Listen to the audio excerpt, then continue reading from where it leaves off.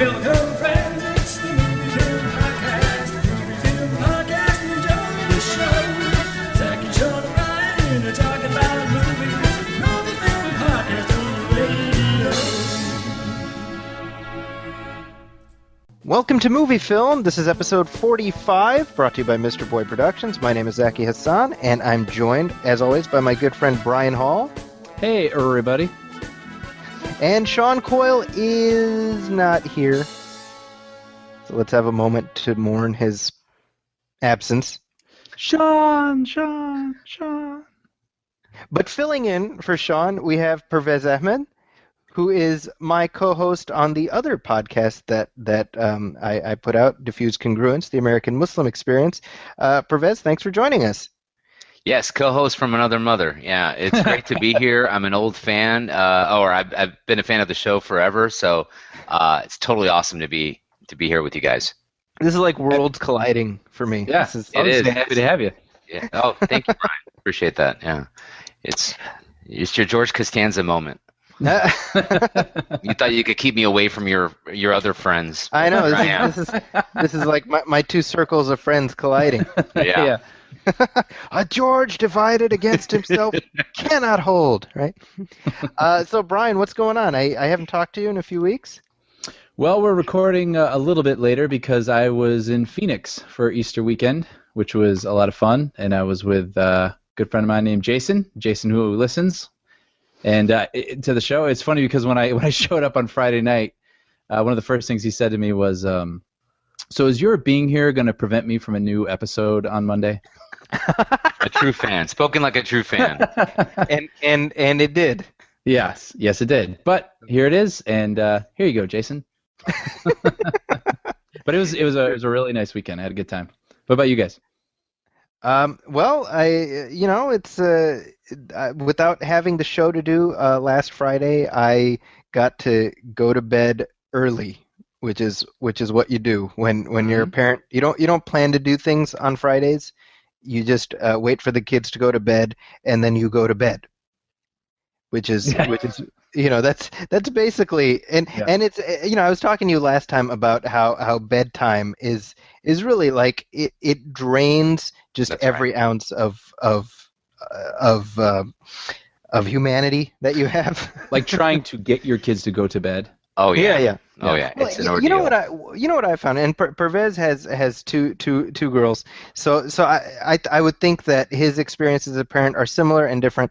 What I've found is I've been doing this for 7 years now, and I know less now than I did 7 years ago, and I'm always trying to figure out the right amount of discipline to because I'm always terrified, right? Because on the one hand you're like, am I being too harsh?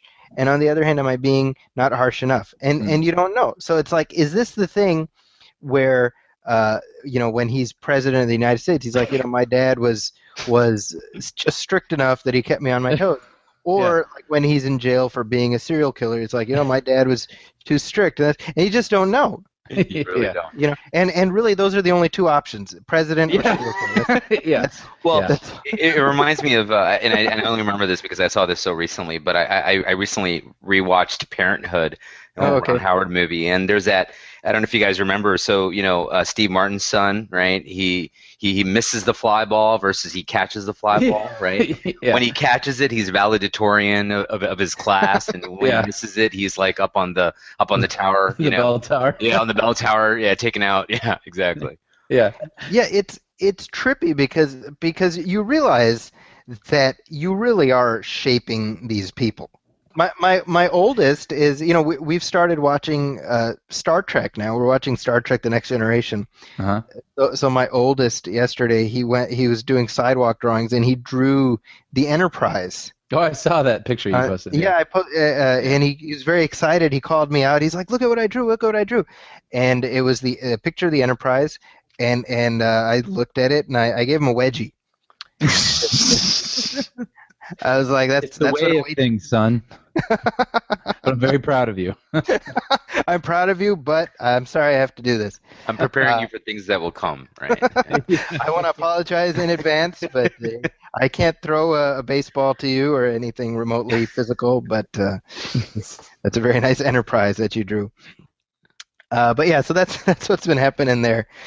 Brian, what new releases have you watched? Anything? I haven't really seen anything new, but I did watch Delivery Man, which I guess is new to home. What do you call it now? Home? It's not home video. I call that Sean Coyle new.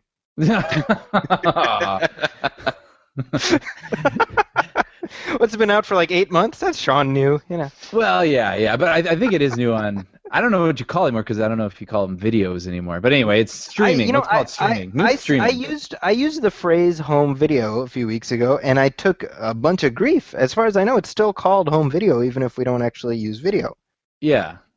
Sort of like how when you're saving something in a Word document, they still have like a floppy disk as the icon. Right, even though kids don't know what a floppy disk is. Exactly. Yeah. Well, anyway, I watched Delivery Man, which is the Vince Vaughn movie, and it's about a guy who donated a bunch of sperm to a sperm clinic, and through a clerical error, he ends up accidentally siring. Well, he didn't sire them, but his sperm caused the births of over 500 children. So he finds out he's the dad to 500 plus kids, and this is funny because when I saw this trailer, I actually kind of responded to it. And I remember I was going to bring it up. I was like, yeah, I saw this trailer. It looks kind of interesting, kind of sweet, kind of nice.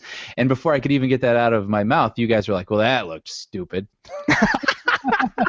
and then I remember, like, in real life, too, like I was talking to some people, like, yeah, that looks really dumb. I'm like, really? Why did I respond to it? I don't know. There was something about it, where he finds out he's got all these kids he didn't know about, and then he goes out to try to inject himself into their lives in interesting ways. Like one of the kids is a lifeguard, so he keeps going to this pool and pretending to not be able to swim, so the lifeguard will have to save him, and he can talk to one of his kids. And one of the kids is a street musician, so he's always out there throwing quarters in his guitar case. And so anyway, I mean that is really generally the movie. It's a remake of a really popular Canadian movie, and interestingly enough, I guess it was written and directed by the original writer and director of the Canadian film. So, but I will say it did feel more like a series of vignettes than a fully formed story. But just as the trailer did, I mean, I gotta say, it really it was a pleasant experience for me. I really did enjoy it, and I thought it's got Vince Vaughn. Chris Pratt is hilarious in this, playing a guy who has has 4 children, I believe, Zaki. Oh, there you go. And so, trying to give fatherly advice when he's sort of the exhausted father to Vince Vaughn is trying to figure out how to be a father to all these kids. But anyway, it's, if you're looking for a movie with no plot holes in it, then, keep walking. But, like, at the same time, if you're just looking for something that's nice that, you can watch with, like, your girlfriend or your wife, or, just something easy on the mind and something that's pleasant, I recommend it. I really liked it. I did see a new release though, which is Transcendence, and that opened just a few days ago, and it flopped just a few days ago as well. This movie cost more than $100 million to make, and it's so far its opening weekend was less than $11 million. It opened in 4th place. It got beaten by Heaven is Real. Heaven is Real, which is I know what that's based on, like a true story, but this kid had this like experience or whatever, but I didn't see one trailer for that thing. I didn't see one commercial for that thing. I don't think I've seen a poster for that thing, and it did double what Transcendence did. Yeah. I mean, well, and it feels like Heaven is for Real is like the second part of a trilogy, because we just got God is Not Dead. Right, Noah. I was just going to ask you, is there any connection? I know, and which did really well as well. I think as well. Well, there's a big audience for either faith-based films or Kevin Sorbo star vehicles. And when those stars align. And Dean Cain, of all people. This is like Hercules, really? the team up between Dean Cain and Kevin Sorbo. So Hercules meets Superman. Yeah. Well, so Transcendence, I mean, we've sort of touched on this, I think, but I mean, this was supposed to be a big deal because this was Wally Pfister, who is Chris Nolan's tried and true DP. I mean, Wally Pfister, by the way, worst porn star ever. We need a sound effects guy. We really do. I need Kevin Eubanks. Woo! Or like some slide whistle or something. Yeah. Anyway, sorry, continue. I apologize. But no, I mean, this was him. I mean, he actually, people knew his name, because he photographed Christopher Nolan's beautiful, gorgeous, expansive films. Right. And so this was going to be him breaking away, and he's going to go make his directorial debut. And so no matter what it was, we should be interested in it. Right. And so, cue Transcendence, we hear the plot. It's like, okay, that sounds like kind of like a movie from 1997 that Keanu Reeves might have been in. But like, like Johnny Mnemonic or something. But like, right. It's like, okay, sure. And then it's like, you see the trailer, and it's like, oh, okay. And then all the reviews come in, and people hate it. Yeah. So I haven't seen it, so I'm just repeating what I have heard. So, Zaki, you have seen it. I did. I'm dying to know. It's funny because I'm like you, Brian, in that I don't go into any movie wanting to hate it. Yeah. Obviously. So this one, obviously, you go in, and I wasn't expecting the sun and the moon, but I was expecting to be engaged on a certain level, and it lost me fairly early on, and about a halfway through, I was like, this is goofy. This movie's just goofy. And then by the end, I was actively angry and irritated. And yeah, go ahead. No, you go. You go. Well, I mean, I don't know if I want to get into spoilers per se, but I mean, it's a movie with a lot of big ideas that does not know what it wants to do with these ideas. So it just puts a lot of stuff out there. And what really irked me more than anything is that you've got this amazing cast. Yeah. In service of this nonsense movie, right? And it really, like, what I wrote in my review is that it wants so desperately to be a Christopher Nolan movie that they might as well have called it Transception. And that's really how it feels like wannabe Nolan, Do you feel, because everyone keeps saying how stupid it is it the script? I mean, can you blame the director? I mean, does he... What was on display? Well, I think it's a beautiful movie to look at. I think you can blame the director to the extent that this is his first movie as a director. Yeah. And part of directing is working with actors to make their interrelationships feel more real. And I don't know that that's a skill set that he's necessarily fully developed. Sure. It reminds me very much of like when Janusz Kaminski directed a horror movie. Right. And it was like a piece of crap that nobody watched and it sucked. Right. And nobody doubts that Janusz Kaminski is a great DP. Sure. But great DP doesn't necessarily equal great director. That doesn't mean it doesn't, but it's not a given. Right. And I was reading this article on Deadline earlier today that was actually looking at the movie's failure specifically, right? And I was looking at it in terms of the fact this is Johnny Depp's third big flop here. Yeah. After Lone Ranger and after Dark Shadows, but it also looks at it in terms of the film, in terms of like John Carter, which was also that was Andrew Stanton's first live action movie, and it was just too much. It was something where you should sort of get your feet wet a little bit before you dive in fully into the big budget pool, But I'll say, we've talked about this with John Carter, like that poster alone. Yeah. I was like, I'm not interested. Yeah, for sure. Yeah. And I'm just not interested. And then Transcendence, like seeing a computer screen with Johnny Depp's head with plugs coming out of it, like I'm not interested. Exactly. You know what I mean? So can I blame? I guess that's what I'm curious. Like, I just don't think the story looks very interesting.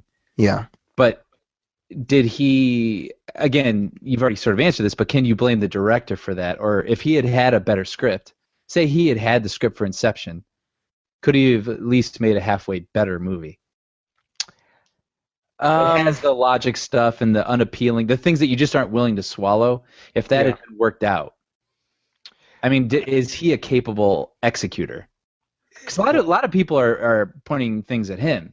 and saying Christopher Nolan, he ain't. But is that fair? It isn't fair. But when you're the director, you take the slings and arrows, right? Sure. Mm-hmm. And I think it goes to the fact that this was what he pursued as his first gig, as opposed to something slightly less ambitious, right? And I think that, that's the unknowable, right? I mean, I think it's a bad script, no doubt about it. But it also feels like huge chunks of the story were either not shot or cut out. Yeah. And it's really weird because the premise of the film, and this is from the trailers, Johnny Depp is this brilliant, a computer genius. He's like a Steve Jobs type, basically, who meets an untimely end through some plot mechanics, and so his wife, who's played by Rebecca Hall, uploads his consciousness into a computer program. So he's kind of like Johnny Depp headroom, right? Yeah. And there's a reference that very few people will get. Sad to me. But so he kind of expands into the World Wide Web, and he kind of reaches this new level of awareness where now he has access to all this information, and he's like, there's so much stuff I can do and this and that. And so now he's like, I'm going to go about changing the world, right? Mm-hmm. And the problem is twofold, right?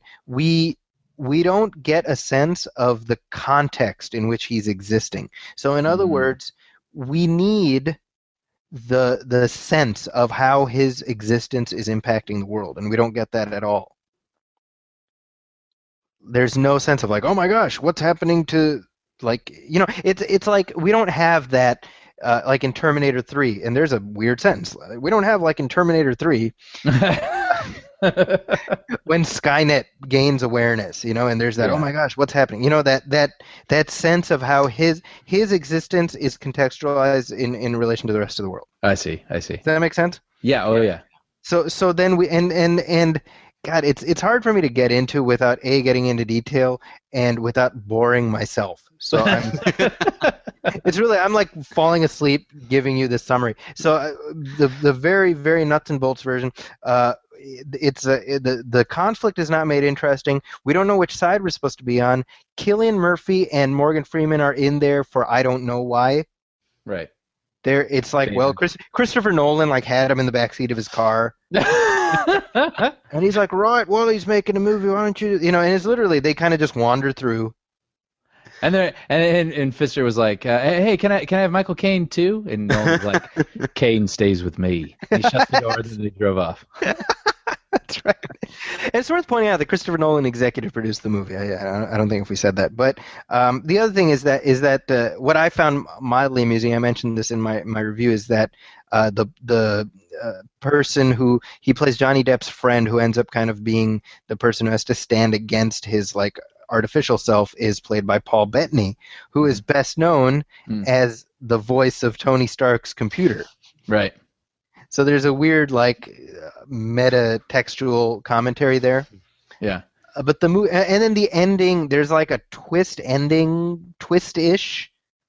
that is just garbage. like that was the moment where I was like, this movie sucks and I hate it. Really? Yeah, and because here's what happens, right? Because whenever I leave these screenings, there's usually somebody there who's from who's a rep from the publicist, and they'll be like, "Oh, what'd you think?" And I'm always kind of like, meh. Like even if I didn't like it, I'll be like, yeah. I do my Jay Leno impression, trying to say something nice. This one, I was like, I didn't like it. Really? Like just flat. I was like, I didn't like it. Yeah. So that was my honest reaction. Now that being said, I've met or I've spoken to people online who very much did like it. Yeah. Like, it was amazing, and it was, and I don't want to fault anybody for having that reaction to it. Yeah. I just did not. So make of that what you will. I think I'm on the right side just based on like Rotten Tomatoes and whatnot. I think right. There's a lot validating there's no such thing as a wrong opinion, but I think their opinions are wrong. Right. But so watch at your own risk. It's I wouldn't recommend it, but I would certainly love to hear what you think about it. Well, in a year when it's on HBO, I'll let you know. Yeah, there you go. I will not be watching it on HBO because I'm still in my cord. I've cut the cord and I'm feeling fine. Most of the twitches have gone away. I don't wake up in a cold sweat in the middle of the night. That's impressive. I gotta say, yeah, you'd be the last guy that I think would go cold turkey like that. So yeah, well, same. It would be cold turkey if I didn't have three streaming services. So yeah, it's reheated turkey, really. Now, we're talking about this being Wally Pfister's debut movie and kind of maybe overreaching a little bit. There's one movie that I wanted to mention, and in our next episode we can play my interview with the director / writer. But it's called Locke, L-O-C-K-E. Yeah, I've heard about this. Yeah, it's very interesting. It stars Tom Hardy, and he plays a guy who has basically. He's dealing with some life-changing stuff that he has to resolve, and the entire movie is him. It starts with him getting in a car and he's driving some distance outside of London into London, and the entire movie is him on the phone talking to various people trying to get stuff resolved. And I'm being somewhat vague, but my point is that is the entire movie. Yeah. It's just Tom Hardy in a car with a camera on him as he's talking to people on speaker. Yeah. And I went into the screening not knowing anything about it. All I saw was the poster, and it was bearded Tom Hardy behind the wheel of a car. I was like, oh, he must be like a hitman or a government agent. And he's in the car. He starts driving, and about 8 minutes in, I was like, he's not getting out of the car. I think this is the movie. I think this is it. Yeah. But my point is, it was really engrossing. Yeah, I've heard that. That. It makes me curious. Well, it's really interesting because I think part of it is just Tom Hardy. He has this interesting accent that he uses. He's not doing the Bane voice. I was just gonna. Yeah. He's not wearing the Bane mask or anything. Although there's a great version of that movie. There is. With him doing the Bane voice for the whole time. On his driving toward Gotham. Yeah, exactly. On the plane ride, after that. Yeah. Oh, actually, and before I forget, speaking of Bane and The Dark Knight Rises, actually, just this past weekend, I made a guest appearance on Andy DiGenova's podcast, Holy Batcast. Oh. Which is a new Batman-centric podcast, and he had an episode on about The Dark Knight Rises, and I've become somewhat legendary. I've become legendary as the guy who did not like The Dark Knight Rises, so he had me on as the con voice. And it's actually very interesting because I was on with Andy, who was kind of in the middle, and then a guy named Sean Gerber, who's very much pro Dark Knight Rises, right? And you know what I've realized is like there's no arguments that I particularly want to get into about movies. You know what I mean? That's what I realized because like this guy was on and he was real passionate about it. He's making his case and honestly he made great points and I respect his points. But I was like, I don't agree. Right. But I was like, I'm not going to change your mind. You're not like this is the thought process that was going through my head. I was like, so it was like we just ended up deciding like, well, these are the things we agree on. Right. And that's fine. And I'm realizing like who wants to argue about movies? Like, is it just does this happen as we get? Yeah, you know what I mean. Is this just something that happens as we get old? Yeah. Yeah, I think so. I think so. Yeah. Like when we're young, we lose our shit over everything. Yeah. That's right. That's right. And this relates kind of given what we're going to be talking about later in the episode, but that's kind of what I was thinking. But definitely check it out, Holy Batcast. It's the latest episode, and it's a great show. It's a fun show. Andy is such a big Batman fan. It's worth listening to just for that. But I think the converse is also true, right? Like when was the last time you absolutely wigged out over a movie, as well? Yeah. Right? I mean, you watch a movie, you enjoy it, you say, that was great, it was engaging, what have you, but, it's not that reaction like when you were, even in your 20s. This is going to come back into play later. Oh, for sure, for sure, but yeah, this is already foreshadowing. This is the depressing old man episode of our show. Where we're just like Well, that's why I was brought on, right? Because I'm. Yeah. Yeah, it's very interesting. I do agree with that, but I will say there are still movies that I get really jazzed about. Yeah, I will say there are fewer. Like I get, there are less like, oh, I've got to see it at midnight. Like I used to feel that way, True. and I don't feel that as much anymore. But there are, of course, during the year, there's probably like 3 movies that I'm like, yeah. I agree. You know what I mean? And there are ones that I'm like, oh, I can't wait to see that sometime. But then, there's like, yeah. Well, speaking of interviews, so in our next episode, we'll run my interview with Stephen Knight, who made Locke, and I think you guys will find it really I interesting. can't wait to hear that, yeah. For this week's episode, I wanted to play my interview with actor, writer, director, producer John Turturro. So cool. Barton Fink. Barton awesome. Fink. That's right. Barton Fink. John Turturro is the world's most famous, hey, that guy. Mm-hmm. Mm-hmm. Like everyone knows him, even if they don't think they know him.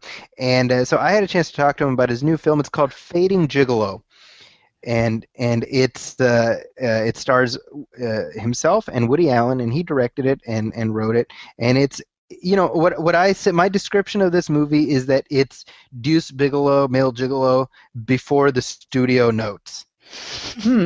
Interesting. Very. So it's about this person who you would not think of as a himbo, who's kind of drafted into that, and it's about sort of the comedic / heartwarming scenarios that ensue with John Turturro as the gigolo and Woody Allen as his pimp.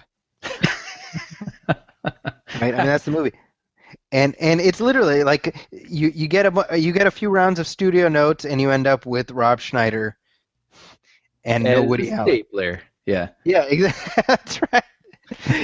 So really interesting movie, and I had a really interesting chat with John Turturro. So let's go ahead and play that. So I had no idea what to expect when I was watching the film. I was like, I'm sure it's going to be a pleasant movie that I end up enjoying, but I was surprised how thoughtful it was, and I felt like it was a very personal story about a scenario that's somewhat out of the norm, and I thought that was an interesting mix. And I was reading that you came up with the idea, or it originated as kind of a skit, and it just as an idea, it wasn't like an image. So talk about that. How do you start with an image? What is that image? And then turn it into what we end up with. Well, I had different image. I mean, the idea was, you want to stand up for a second? Okay, of course. I had an image of me and Woody together. No, I mean, I just thought we could be good together, even though I didn't know him that well. And I knew he liked me and I liked him. And I thought if we were either trying to get out of the sex business or were pushed into the sex business, because I've always liked films about that. And there hasn't been many films that were human comedies. I didn't know if it would be a broad, And then Woody liked that idea, and he encouraged me to make it as nuanced as possible, which is really more up my alley. I can come up with a broad idea for maybe, for 10 pages or something, but that's not, I don't live in like the world of silly, you know what I mean? Maybe dirty, that's okay, but my original image really for the movie after that happened was I've worked with, who Elaine Stritch is? Yeah. I worked with her in a play. I did a Beckett play, and she was in Romance and Cigarettes. And she was very religious, and she's Catholic, and I was Catholic, and I was thinking of her as a retired nun who was a virgin and who wanted to have sex before she died. And I thought, wow, that would be such an interesting image, because I've always flirted with her and grabbed her and stuff. And I was thinking, wow, what would her reaction be? And I was thinking of this woman going to the bathroom and washing her face and then looking up and seeing her face at 25, with a habit on. And then this 25-year-old coming to bed, and then blackout and Elaine smoking a cigarette, and then saying, well, that's it, huh? She was really severely disappointed. Right. And the guy saying, you have to practice, you have to do it again, So it was this, I knew there was something to do with religion and sex. So, and then Woody thought that was really maybe too, he said, unless you can sustain that, I don't know if you can, make that work. So I had that idea in my mind.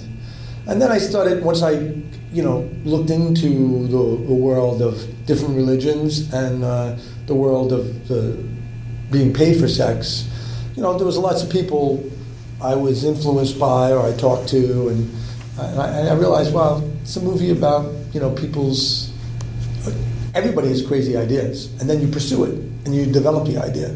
And then sometimes you say, wow, it started out here, it was red, and now it's purple, And then I realized once I stumbled upon the character of Abigail, Woody said, that's really rich. So it just developed, and Woody kept encouraging me he would read stuff and say, this is not so believable, you're pushing it there, think about it. And then he wouldn't give me the answer, he just would tell me like what he liked, what he didn't like. And then eventually, we did a play together, and then got to know him, and then the script really just took a big leap one day, and then he said, I think I'm almost ready to go, So I was just interested in the socio-economic class of these characters, of Woody and Fioravante, about a man who had a family that he inherited versus a man who's his friend who has no family and lives by himself, and who is competent physically and very at ease with women, but never committed to a woman. Right. And maybe because his father left his mother, and he's maybe afraid of that. He doesn't want that thing to go all the way. And I think that's kind of interesting too, is that we don't really get into his background per se, and I feel like that's kind of an interesting choice you made. Where I had more of it in it. I cut it out. And why is that? Because I felt it was too expositional, and I felt like you get to know people through their behavior. So you can see what she says, when you're close with your mother. He never talks about his father. He doesn't have to tell the whole story of that, and I think so much is indicated when he was first with Sharon, and then when he meets Vanessa. You see that, he says, well, my mother never got the breaks or something like that. That's enough. Yeah. You don't need to know. Once I had an argument with my son, he was like 8 years old, and I was yelling at him or something, and I said, when my father did this or something, they made this boneheaded reference, and my son was crying. He said, you can say whatever you want to me, Dad, but I don't need to know your history. Okay. I was like, wow, this guy, he's a sharp kid. And I was like, yeah, no one needs to know, I don't need to know your history, but I need to know, you reveal yourself within your acts, right, or how you act. I wanted to entertain everybody, but at the same time, like when you're peeling an artichoke, it gets to the heart of something. You know what I mean? And then it gets to the heart, and then all of a sudden, there's human ramifications all around. So you're part of an elite group of people who've directed Woody Allen. I'm one of the only persons who's ever directed him in a lead role. Well, what? Paul Mazursky and the guy who did the front. That's true. Yeah. What surprised you about directing? He's a wonderful actor. He's a wonderful actor. He's he always had these physical gifts, but I think his power, he can really hold the screen. A lot of comedians can't do that because was a stand-up, because he also is a jazz musician. I mean, you don't realize that, Woody's, he hasn't changed his outwardly appearance as much, but he's played the romantic lead, he's played a serious part, he's played a real broad part, and he can really hold the screen. And he can also have pathos. I wouldn't hesitate to cast him in a serious part. I wouldn't hesitate. But when you're acting opposite of him, he's a very formidable guy, and he was very easy to work with. But I think he's a wonderful actor. Awesome. And terrific with all the people he worked with. He was good with everybody. And there you go. So very cool. Very cool. John Turturro, come on. That's exciting. That and it says a lot about the fact that he was able to get Woody Allen to come to appear in front of the screen. I mean, how long has it been? I can't even imagine. Yeah, well, and it says a lot about John Turturro. Yeah. And as he says in the interview, I think he learned some interesting stuff about him. So wow, that's a cool thing there. Yeah. But let's move on to some headlines, and there's a bunch of stuff going on that we must discuss. First of all, I know you guys are very excited about this. I know that in 1993, I went to see the theatrical release of Mrs. Doubtfire, and I was very excited. Who could forget it? Who could forget? It was momentous. It was, you talk about like things that get you excited. Well, Mrs. Doubtfire was a definitive moment in my life. And as soon as it ended, I was like, when is Mrs. Doubtfire 2 coming out? When? When is it going to happen? And every month, I don't know, I've never told you guys, every month I send a letter to 20th Century Fox just saying when and a picture of Mrs. Doubtfire. When? Yeah. And, well, my dreams have come true because it's just been announced that for some reason they're making Mrs. Doubtfire 2. And everything I just said, by the way, was bullshit. Everything I just said, because I don't understand why you would make a sequel to Mrs. Doubtfire. Seriously. You know what's funny is that was a humongous movie. Yeah. And like when it came out, It was enjoyable. It was an enjoyable movie. It's a totally great movie. It's a great movie. A really cute movie, and it's funny too because it has a perfect ending. Mm-hmm. Like they actually have a really perfect, solid ending. So it's sort of like there's really no reason, unless Robin Williams witnesses a murder and has to hide out in a costume, and then like befriend some underprivileged kid, and then they solve a crime, or it's like like Big Mama scenario. Like there's no Mrs. reason. Doubtfire's house. Yeah. Yeah. Doubtfire. Yeah. Like there's no reason for him to have to dress up like that again. So I don't understand. His kids are old now. I take a different approach. I think that he no longer has to worry about fooling his wife or kids. He just really loves women's clothing. Oh, so it's sort of like an Oscar movie. It's about an older man who's gripping with. Yeah, it's like Victor Victoria. Uh-huh. It's like Ed Wood. Mm-hmm. Sure. It's I think that's the movie that I see in my mind's eye. Well, it's funny because again, I was 13 when that movie came out, but seeing Robin Williams as an old woman and then playing electric guitar, with a broom, that was kind of funny, right? And then like some woman like looking at his bottom or something, and him, hey, back off, buddy, but like looking like an old woman. Like my recollection is it was pretty funny at the time. Sure. So it seems like now we're sort of past that. Like I don't know that we've done that, and we don't laugh at that anymore. So I don't know how much you can mine from a guy acting like a guy in an old woman getup. But Brian, here's the thing: we would have said this, we would have had this exact same conversation in 1994. Right. So why would we be? Why I don't even understand this. Why are we talking about a Mrs. Doubtfire sequel 21 years after the first one? I don't know. Yeah. And where is my Dead Poet Society sequel? As long as we're talking about Robin Williams sequels. Exactly. Which you had a brilliant idea for the last episode. Yeah. I think we can tie them all together. Really, somehow, if we can make this all part of one big universe. That's. And Jumanji, you got to throw Jumanji in there. Exactly. It'll be like the Marvel Cinematic Universe of Robin Williams movies. Yeah. That's the trick. So this may or may not happen. Honestly, I'll be shocked if it actually ends up getting made. Yeah, that's a good point. But so far they do plan to get Chris Columbus back. They do plan to get Robin Williams back, and there you go. Now, speaking of other sequels, other belated sequels, Brian, tell us about the other big sequel that's been getting some play.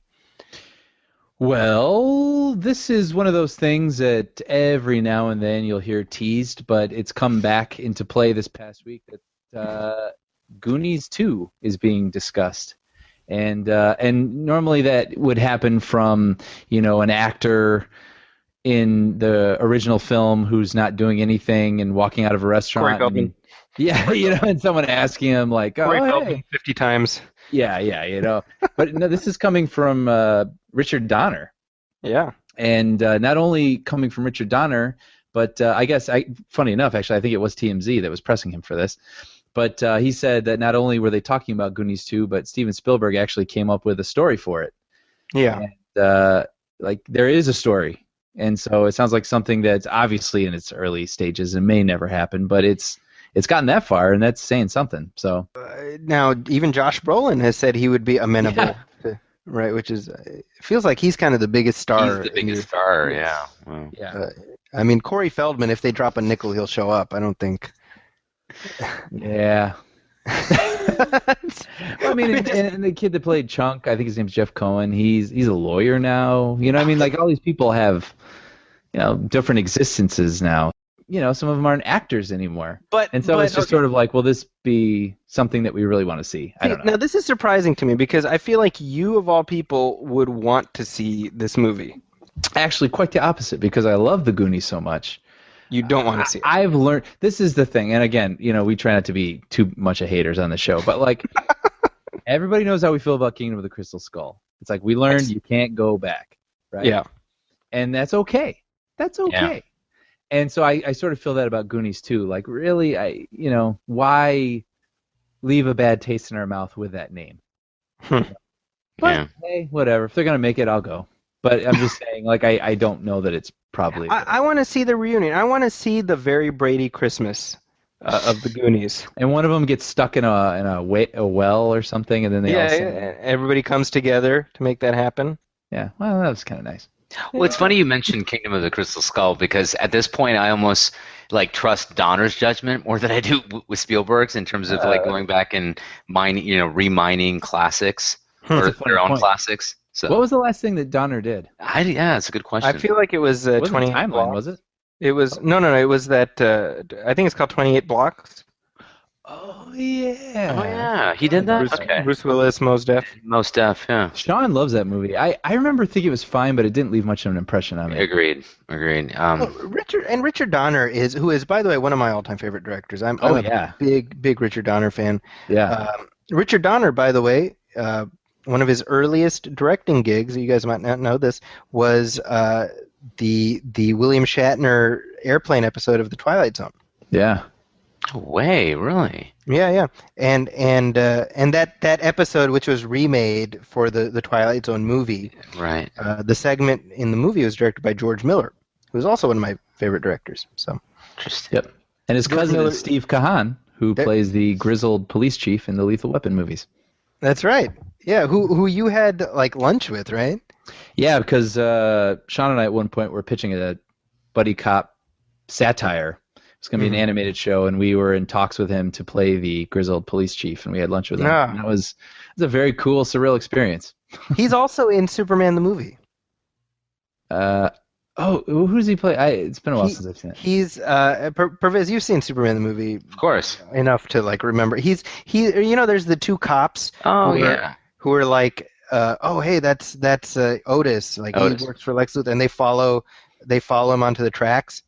Is he the one that bites it, or the other one? He's the other one. So he's the one who's like Armus, like the one who's like, oh no, Armus, because Armus is the one who dies. So he's the one who doesn't die. So he's Richard Donner's cousin, and he's the captain in all 4 Lethal Weapons. Yeah. And I had a kind of a funny experience with him, because he was talking about, it's like the picture something, and he'd say some movie I hadn't seen, and I was like, I haven't seen that. And he'd be like, or sort of like, the film something, and I was like, I haven't seen that. And then eventually he just looks at me, and he looks at everyone else, and he goes, who the hell is this guy?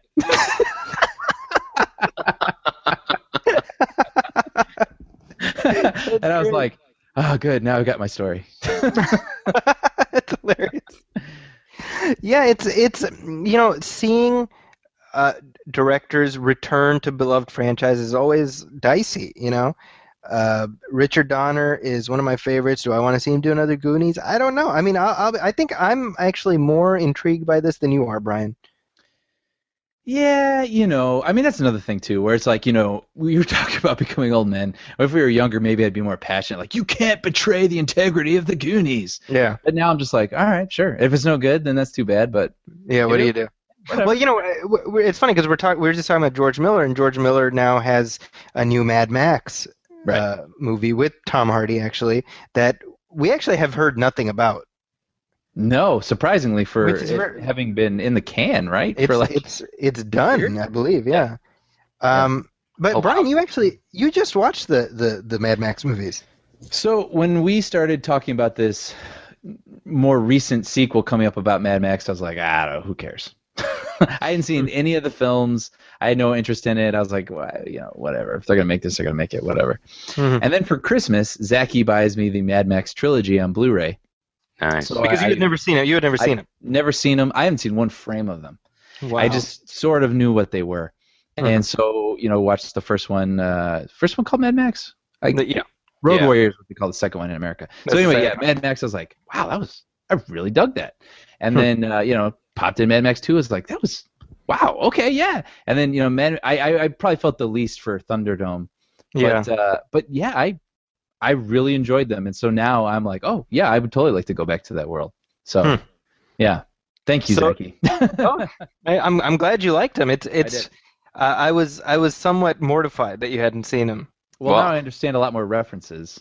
that Pervez, have you seen the Mad Max movies? Well, I was gonna say you're gonna be absolutely mortified because, I have like Brian, I haven't seen a single frame. I mean, I know of them, Wow. and here I am, like a complete child of the '80s, right? I mean, I Right. grew up in the '80s, and so and unfortunately, it was just one of those movies or franchises that somehow has eluded me all these years. I'll have to address that. I'll have to lend you those movies at some point. The best way I can describe it, I'll just say it real quick because this is my opportunity to say it. But the first one, Mad Max, it reminds me of, when you see a film and you like a film that came out like today, and it has a really low budget, but it's super ambitious and it like stretches every penny that it has, and you're like, damn, that director's got vision. Like that's what that movie feels like. Like if you were to watch that movie when it first came out, you're like, that guy's going to become somebody. Like it has a lot of vision behind it and a lot of execution with what was obviously limited resources. So it's I really dug it. And actually, Brian, hearing you talk about it, really, I mean, I'm sort of sold because, I mean, to me, like back when the movies came out, the whole idea of doing a post-apocalyptic world and everything was sort of new, right? Mm-hmm. And now we've seen so many, I guess, versions or renditions of the post-apocalyptic world. So you almost kind of wonder if it's still going to be fresh, right? It's a good point. To hear you enjoy it, like to me, when I saw The Road. I'm sorry, not The Road. What was the movie with Denzel? Denzel, yeah. Book of Eli. Yeah, Book of Book of Eli. Eli. I was thinking like, okay, this is like somewhat, like maybe when he's in the town with, Gary Oldman. Like this is probably what Mad Max is like, But there's just so many movies like that now. But it's interesting. It's true. Yeah. It's Definitely it gotta is watch like a genre now. Yeah. Okay, so moving on from Mad Max, we and other belated sequels, I guess. Brian, you sent me a link today about this movie, which I actually had no idea was coming, but this sounds really interesting. It's a team up between Seth Rogen and Kevin Hart. Yeah, I saw the headline and I felt like, oh yeah, I think I've already read about this. Doesn't that just sound familiar? Like Seth Rogen, Kevin Hart doing a buddy. Okay, sure. But yeah, no, it's going to be a buddy cop movie, and I was like, okay. You know what I mean? Like it just feels like just seeing a whole plethora of those. And maybe I'm bitter because I tried to pitch one a couple years ago, no one bought. And but then I read the premise of this, and I thought this was hysterical. It's basically about the first white cop black cop pairing in history. And I was like, okay, sold.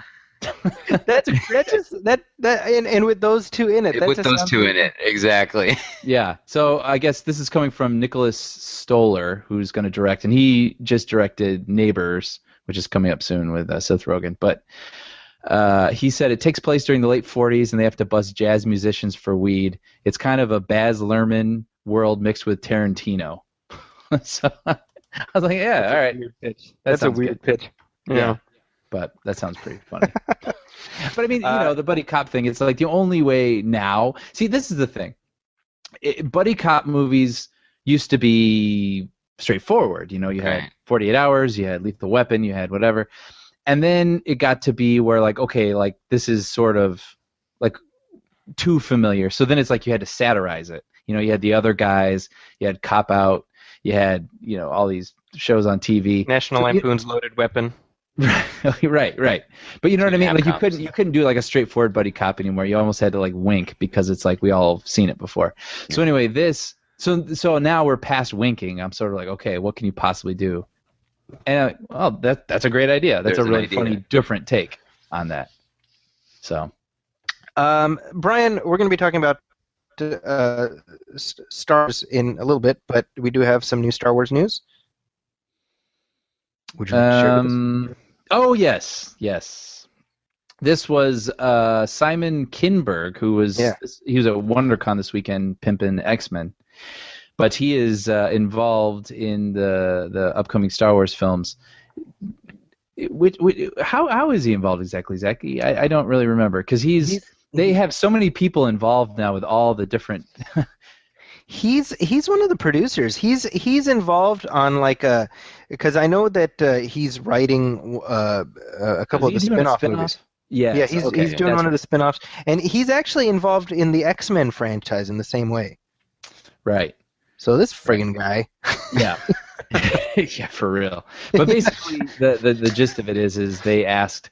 People are really curious.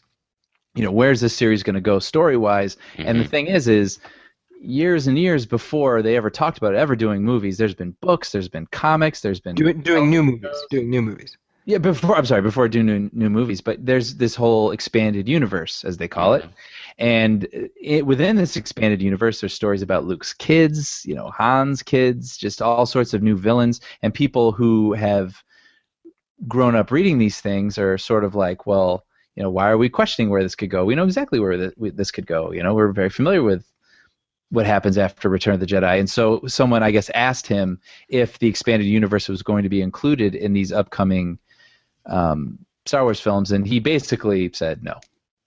Right. He was very polite about it. He was. But let me see if I can find the quote. The expanded universe is not off limits. It's certainly inspiring. I know for the movies, the canon is the canon, and the canon is the 6 films that exist. So what that means is that we're not locked into Jaina and Jason Solo and Luke Skywalker's wife, whatever her name is, but we absolutely are locked into Jar Jar Binks. So That's right. That's the world we're in. Now this is not a huge shock, but Brian, I know you and I and Sean in a previous episode, I think off mic we had a conversation about this, about how the filmmakers were actually trying to arrive at like a code of conduct for canon, in terms of all this stuff. And the point that we're at basically is that right now all of the expanded universe stuff, which is ridiculous in terms of its its expansiveness, it fits with all the movies that are out there right now for the most part. Okay. So in other words, like all the novels and comics and everything, for the most part they don't betray what we know. Right. So in other words, all the movies that are out there and all the other stuff, for the most part, it fits together reasonably well, right? Sure. And we know moving forward, all the expanded universe stuff will fit with everything that's going to come, right? So in other words, there's only one speed bump, which is to make all the expanded universe stuff fit with the movies that aren't out yet. Yes. So that's the thing that they would need to reconcile. Now, what makes this hard, I would assume, I'm not somebody who follows this stuff, but if you're a longtime fan, I mean, the expanded universe for 20 plus years has done its thing, and it's been presented as an extension of the canon. Right. Sure. So I would think if you're like a longtime fan, this would be a bitter pill to swallow. Yeah. Because you've invested time and energy into, the post-Return of the Jedi chronology going back however much, they have a series called Star Wars Legacy, which is like 100 years after Return of the Jedi. Right. So, I mean, as someone who never followed the EU either, expanded universe, or but the European Union. That's right. Like, wasn't this like sort of part of the calculus or part of the conversation before the Phantom Menace came out in that period after Return of the Jedi? Like how or does the universe not deal with sort of what happens before? That's a good point. That's a great question. So essentially, the orders that the licensees were given was they were told that the period, like 100 years before Star Wars, was off limits. A New Hope. So anything, yeah. So 100 years before A New Hope was off limits. Yeah. So in other words, that's why you had a series called Tales of the Jedi, which was set like thousands of years ago, et cetera, et cetera. And it's actually, there's a storyline called Dark Lords of the Sith, which shows kind of the first Dark Lords of the Sith, and it show this was the first time this stuff was explicated, so it has like 12 Dark Lords and this whole thing, and then the prequels come out and they violate that, right? Mm-hmm. Because they say no, there's only 2 at a time, right? So George Lucas was like, I don't give a crap about any of that stuff, right? That was his philosophy. Like his job was, I'm going to do my thing, and then those guys have to figure out how to work around it. Right. So then they did like a comic story that explains away why there's only 2 Sith Lords now, like that. Does that make sense? Yeah. And like there was a whole origin that they did of Boba Fett. That was, I'm assuming, probably good. Yeah, I mean, I don't know, Right. but yes, it was better. Yeah. Better, I should say. Yeah. Right. Right. And so they had to somehow figure out a way to make that fit with, whatever ended up happening in Attack of the Clones, right? Yeah. Now, for the current stuff, like the current post Return of the Jedi stuff, Chewbacca is dead. Right. Right? Now, we know that Peter Mayhew is in Episode 7. Right. Right? Now, but beyond that, I even said to you guys on this show, I was like, there's not a chance that they're going to do Star Wars, they're going to have Han Solo, and they're not going to have Chewbacca. Right. Right. And they would be like, oh, well, he died. Because people would be pissed off, right? Because, no, you know what I mean? Because the actor's still alive, and even if he's not, you just get another tall guy and you toss him in the furry suit. Right? Hey, Peter Mayhew may be listening. That's right. I mean... Yeah. Right, but you don't kill off Chewbacca. The symbol of peace that Zaki is giving toward Peter Mayhew right now. You can't see it, but it's funny. He just did. I mean, you don't kill off Chewbacca off camera, so obviously Chewbacca has to be in it, right? That's my point. That would be funny, though, if he didn't die in a battle or anything. They're like, Chewbacca's dead. It was old age. He died of old age. He just curled up at the feet of Han's bed, and he went peacefully. They put him to sleep. But now what's going to happen is, I'm guessing, is that the expanded universe now have to figure out an explanation for how Chewie came back to life. Do you see what I'm saying? Oh, that's work. Good. That's right. You got jobs. Keep them busy. So in other words, the expanded universe people are going to try to find a way to keep as much of their stuff in canon. The movie people aren't going to give a crap about it. Yeah. And So I'll be honest, this is coming from someone who didn't follow the expanded universe, and much respect to the people who did, but like I always just looked at it as fan fiction. Well, it's funny. I was going to say, like, and I think all three of us are the same in that boat in the sense that we never followed it. But I remember when, and I know we're kind of getting into what we're going to be talking about, but, in between the movies, in between the prequels, I'd frequent these websites, where there's just fanboy conversation and so on. And there really does seem to be like this or at least there used to be, this sort of hierarchy between, fans of the movies and who treated the movies exclusively as canon versus those who also looked at the EU. And so I wonder if that's still sort of playing out in terms of this hierarchy or classism between fanboys. That's fanboy wars. Right? Fanboy wars. That's right. But yeah, that's, like I said, that's definitely, and as you alluded to, that's a conversation that we'll come back to. But very briefly, I wanted to talk about the final trailer for X-Men: Days of Future Past that was just released, and this movie's coming out very shortly, just in less than a month, actually, from the time that we're recording. So let's go ahead and play some of the audio from that. Professor? You're gonna find this hard to believe. I was sent here for you. From the future? 50 years from now. Could you give me that one more time, please? Stay with me.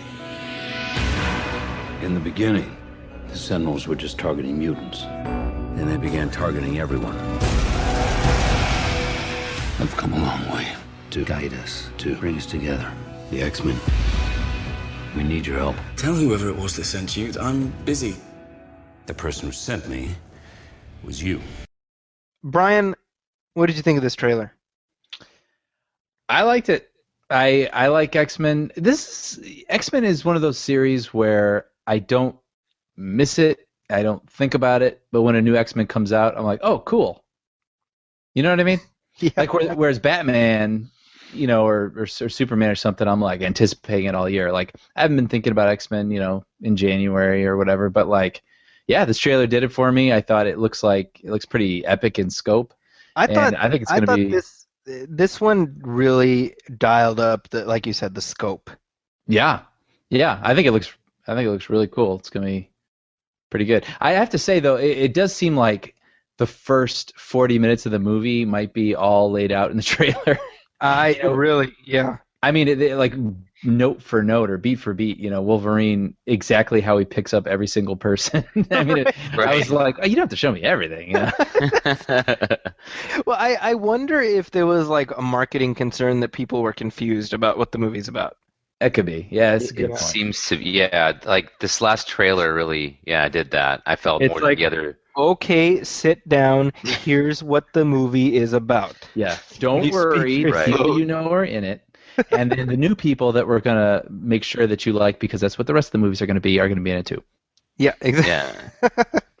Yeah. So Parvez, how are you feeling about this? I mean, you know, I guess I'm coming at it from a slightly different angle because for me, as much as I enjoyed, let's just say the first two of the trilogy, right, the Singer movies, Yeah. you know, for me, actually, it was First Class that actually kind of retroactively, you know, got me really, you know, into the whole franchise and into even the comic books and everything. So I really enjoyed that part of it, and I really enjoyed the cast and really everything about First Class. So when I, you know, as soon as things started trickling in about this new movie, including, you know, the first trailer or the teaser and the second one, I was sold. I mean, I was sold from the very get-go. And so but with regards to this particular trailer, I felt like it felt a little bit more, I don't know, like there was more banter, there was more sort of personal interaction between like Wolverine and Beast and you know, things like that, which I think that the other two trailers didn't have. Yeah. So yeah, I'm there. You know, it's Now Fox has a lot riding on this movie because this is the most expensive. Apparently, it's like the most expensive movie Fox has made outside of like Avatar or something. That's what I was. Wow. That's what Brian Singer has been saying. And A lot of actors. A lot of actors, and obviously, I think they're betting big that this will do well enough to sort of keep the franchise going. But I feel like we should at least mention the fact that Fox got a bit of bad news in a PR sense when Brian Singer got a lawsuit dropped on him due to some accusations of shenanigans, shall we say. And that's something that I think, I mean, without even getting into the actual, you know, accusations, because that's kind of beyond the scope of this show, but it's going to affect the next 3 weeks of marketing. For sure. Because they have to now promote the movie without their director really being visible. And this was kind of a triumphant return for him. Yeah. You know, and for the series. Right. So it's I'm sure, yeah, very unfortunate. and he was supposed to be directing X-Men Apocalypse, which is the next one in the series. Mm-hmm. I'm kind of wondering, well, I wonder what's going to happen with that, you know? That's a good question, because that's supposed to kick in really quick.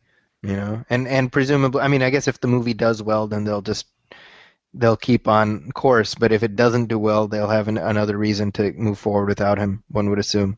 Mm-hmm. I'm sorry. I mean, if you want to transition out, but I mean, I you know, what I find interesting is, you know, we live in this age now where you know, movies haven't even come out and they're already announcing, you know, like sequels, or I mean, they're like, even I think before Captain America Wasn't it even before Captain like Winter Soldier hit? They were already talking about Captain America 3. Yeah. Well, and we talked about it, I think, in the previous episode of the one before, how there are sequels now mapped out until like 2018, 2020. Yeah, and beyond. I mean, and Fantastic Four 2 already has a release date. Which, again, is very presumptuous. Yeah. That's right. Right. And I think it foregrounds the idea of these movies as products more than works of art. Yeah. They're going to happen, like it or not. Yeah. Well, I think it also, in a way, kind of demonstrates what the Marvel universe has done, right? In terms of Marvel Studios, in terms of just these, being able to create this universe that is so expansive, where it's almost presumed that you're going to have, in the case of like a Spider-Man franchise, it's presumed you're going to have a Sinister Six movie, of course, right? It's just like a presupposition now. Right. And I feel like it's really how Marvel's changed the game. It's really amazing. I would argue that that's an arrogant presupposition. Agreed. There's an audience for the Sinister Six. I don't know what they're thinking, seriously. We could have a whole half hour about how idiotic the Sony.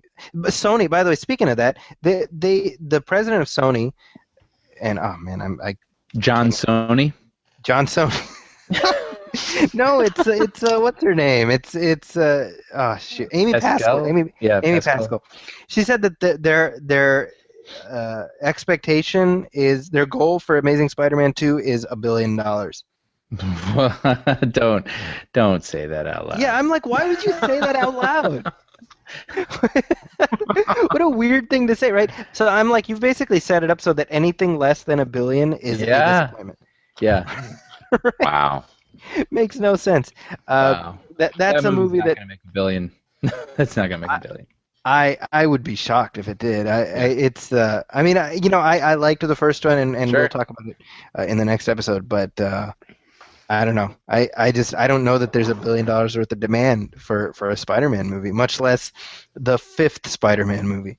Yeah. And you know what? Say it's a great movie. Say everyone enjoys it. It doesn't need to make $1 billion to be successful. Just be happy that it does well and people like it. Talk about raising the bar. Yeah. Wow. I know. It's such a weird, why set that bar for yourself when you don't need to? I don't know. To prove you have $1 billion Marvel movie as well. Yeah, I suppose. And it's weird because I think a lot of Marvel fans, this is the weird disconnect right now, right? Because I think a lot of Marvel fans want to see these movies because they like these characters, but they also don't want to see these movies because they want Marvel to get the rights back. Yeah. So it's this weird thing of I want to see it, but if I see it, then it'll make money, and then Marvel won't get it. So I should not see it, but if I don't see it, then it'll ruin the franchise, and even if Marvel does get the rights back, they won't want to make the movies. Man, I would be so curious to see the Marvel Studios version of Spider-Man. Oh, for sure. Yeah. If these studios were smart, they would just figure out a way to, even in a cursory, basic way, like a blink and you miss it kind of way, just tie them into the same universe. That's right. Yeah, lease them or something. I don't know. Yeah, it's I remember when Apple and Google, right, reconciling whatever differences they had so that Apple could feature, the new iPhones could feature Google Maps again. It's right. Dude, give the consuming audience what they want, and both of you are going to win as a result of which. Yeah. Well, it's an analogy is like the Batman TV show from the 60s. Yeah.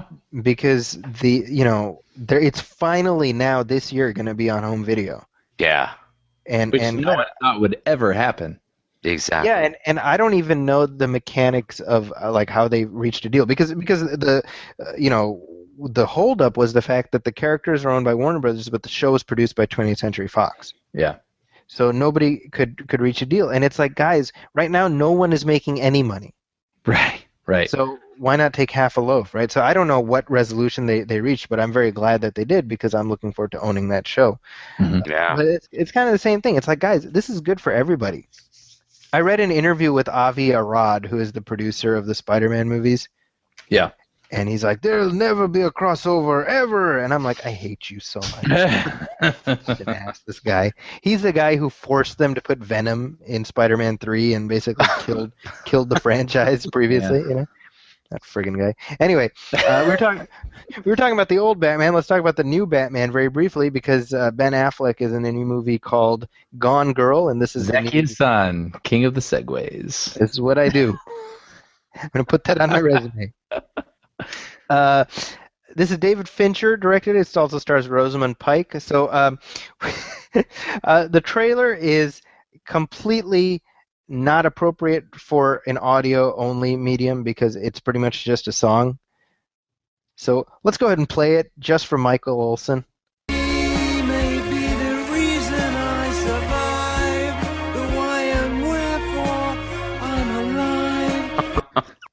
Just kidding.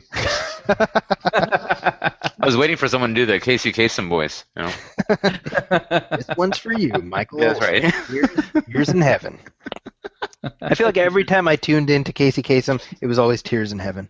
Yeah. It was always like a high school boy. It's like, he loves you and wants to ask you to prom. So here's Everything I Do It For You by Bryan Adams. Beautiful. And here's Tears in Heaven. Yeah, your request and dedication. And by the way, Casey Kasem was the voice of Robin on the Super Friends cartoon. Really? He was Shaggy. He was also Shaggy, but he was. So in other words, on the Super Friends show, you had Adam West as the voice of Batman and Casey Kasem as Robin. Mm-hmm. So that's Shaggy. keeping the Batman connection going. But anyway, let's talk about the Gone Girl trailer. Bleak. So is I saw the trailer and I was like, so this is Scott Peterson the movie, basically. Yeah, I don't know anything about this book. I know obviously there's some huge twist ending because everyone is like, no spoilers. I'm serious, guys. No spoilers. Every article. Is that what they sounded like? Yeah, exactly. and the thing is, though, I think Fincher even changed the ending, so that's interesting in its really of itself. Yeah, but all I know, what I got out of this trailer was that there is a man and his wife is murdered, and it's a little suspicious if he had anything involved. Yes. Yeah. But I mean, it looks like a Fincher movie. You know, it looks very green. Maybe like your television's brightness is turned down just a shade too far. But very precise. Oh, and Fincher, by the way, we talked about this last time. He's not doing that Steve Jobs movie. Yes, right. Well, Deadline had an interesting article about that too, because it was like David Fincher's going to do the Aaron Sorkin penned Steve Jobs movie, and then it's like, oh, David Fincher is not going to do it. And then Deadline had this article about like, look, we need to stop getting our stories. He wasn't even attached. Yeah, like these come from oh darn it, what do they call them?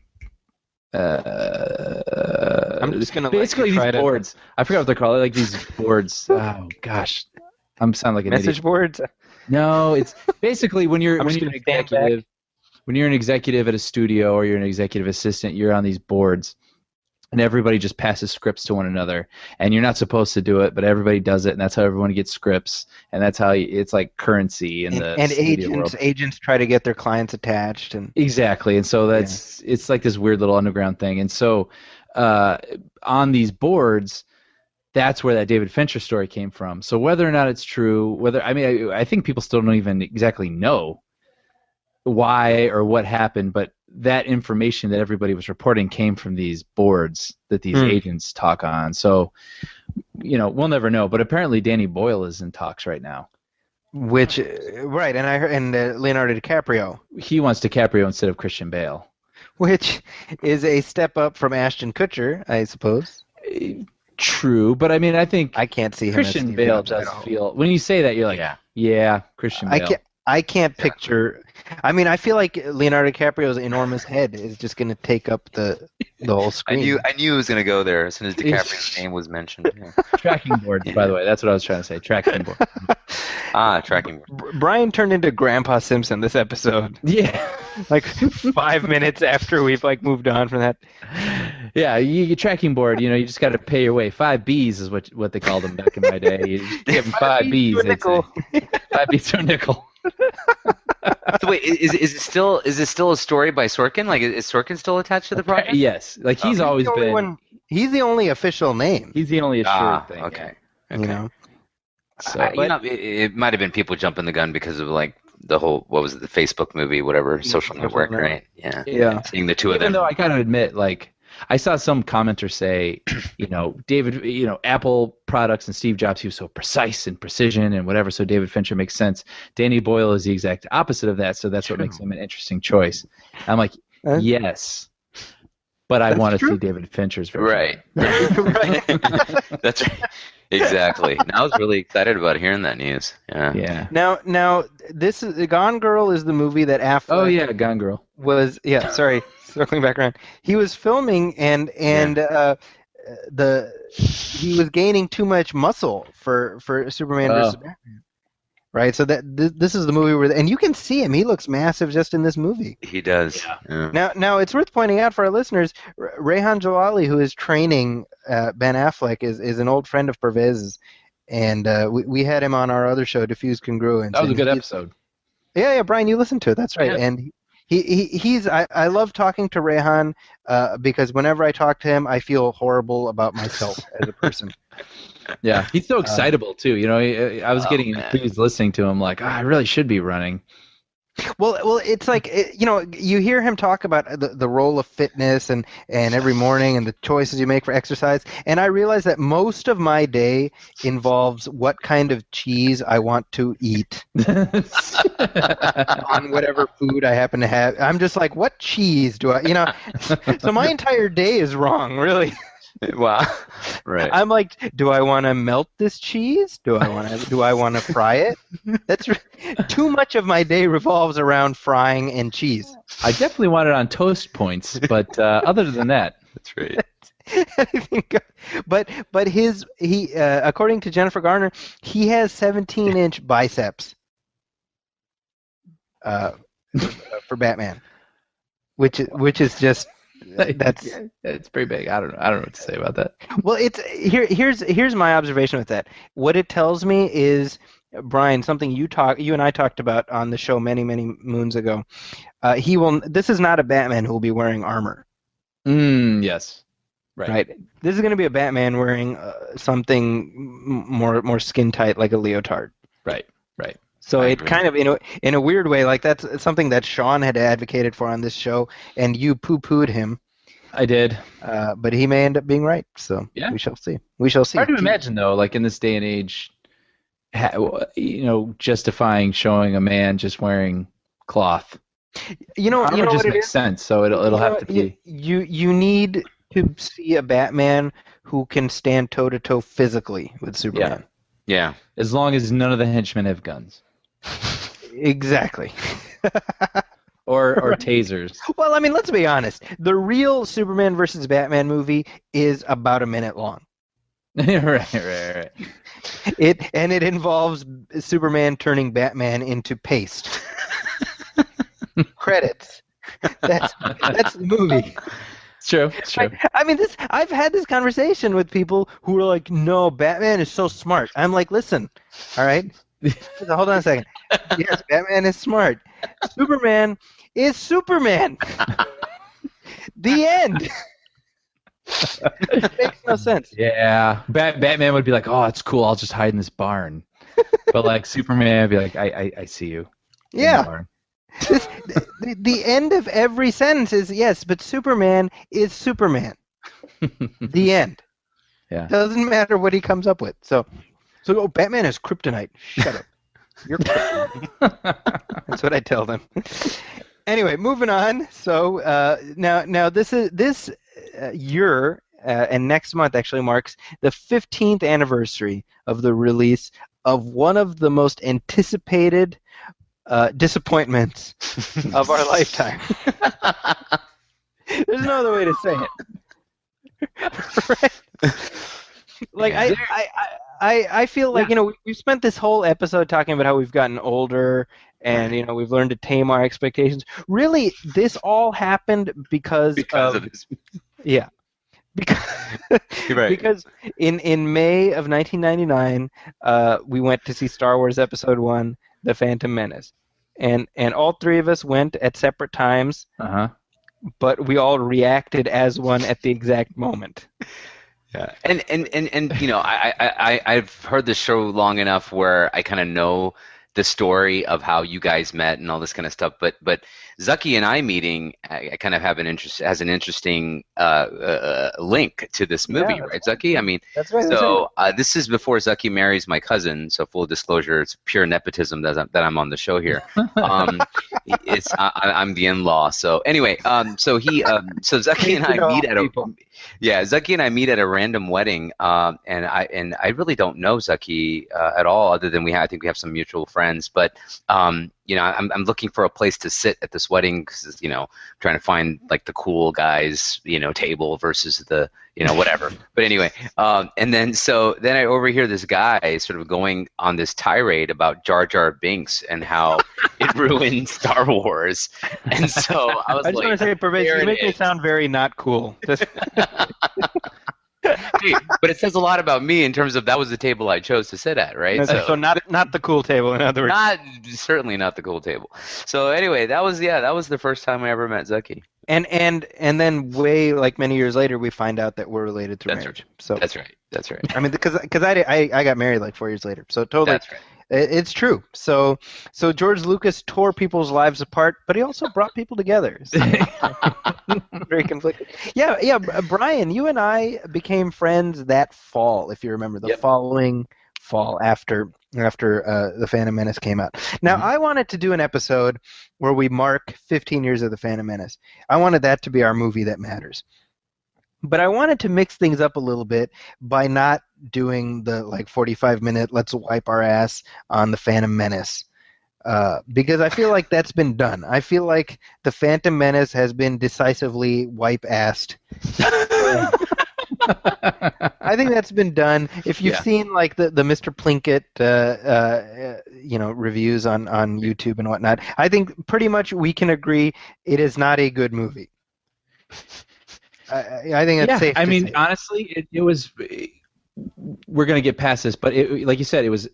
I don't remember anything in our lifetime in terms of entertainment or culture that was that big of anticipation, and that it turned out to be a huge disappointment. Right. So that we can all agree on that. But what Zaki proposed to me about doing this episode, I thought was really interesting. It was like, look, we all know that, we all agree with that. But let's talk about what it was like in 1999. This movie. I mean, the fact was it's now we have more Star Wars movies coming. We have the prequels. I mean, Star Wars is very much in the culture again, thanks to these cartoons and these prequels and everything. But I mean, in 1997, when these movies were announced, I mean, there hadn't been a Star Wars movie since 1983, and no one thought anything was coming after. They were actually. You know what's interesting, Brian, hearing you say that, because I was going to say, to me, this almost the story, the true story, if you will, the prequels, right, to the prequel is or the prequel to the prequels is that I remember as a young. Now again, I'm dating myself here, but I saw besides A New Hope, I saw both Empire and Return of the Jedi in movie theaters when it came out as a kid. So for me, I mean, that was just part of my childhood. And I remember as a young, and again, obviously pre-internet, pre-everything, right, where it was all word of mouth. But people used to talk about, there's going to be an episode 7, 8, and 9, or there's going to be an episode 1, 2, and 3. Right. And that's been, I mean, that was always stuff that we as kids used to talk about. So there were supposed to be 9 movies. That's right. That's right. And so it was there, I think, it was there in the whatever. I honestly on the playground. That is an absolute fact for sure that was out there. That's not something fans made up. Mm-hmm. Yeah. And then one day Luke was like, I never said that. Yeah.